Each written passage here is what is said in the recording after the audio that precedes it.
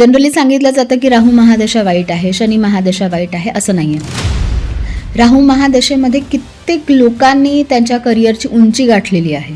एखाद्या पत्रिकेमध्ये मंगळ खूप चांगला असला तर अशी व्यक्ती मेडिसिनसाठी मेडिकलसाठी खूप एकदम परफेक्ट आहे. बिकॉज असेच दोन लोक एकमेकांबरोबर येतात की ज्यांच्या दोघांच्या याच्यामध्ये लग्न एकत्र लिहिलेली आहे, डिवोर्स एकत्र लिहिलेले आहेत. बरेचदा असं मेसेज येतो की अजिबात ध्यानीमानी नव्हतं आणि आम्ही घर बुक केलं. तुम्ही सांगितलं होतं आम्हाला की आमचं घर बुक होणार आहे. विच वॉज शुक्र, बुध, रवी, चंद्र असे जर ग्रह तुमच्या 4th हाऊसमध्ये असले तर डेफिनेटली तो तुम्हाला एक चांगली प्रॉपर्टी देणार, मोठी प्रॉपर्टी देणार. पण लग्न टिकत नाही बऱ्यापैकी. बिलकुल. तर ते कशामुळे होतंय आणि डिवोर्सचे योग असतील किंवा नंतर संततीचं सुख असेल की ते मिळत नाही.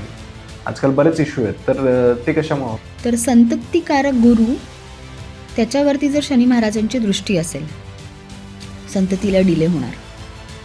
संततिकारक गुरु आणि त्याच्याबरोबर राहू असेल, संततीला डिले होणार. या 1-1.25 वर्षाच्या पिरियड ऑफ टाईममध्ये तुम्हाला डेफिनेटली बाळ होणार आहे.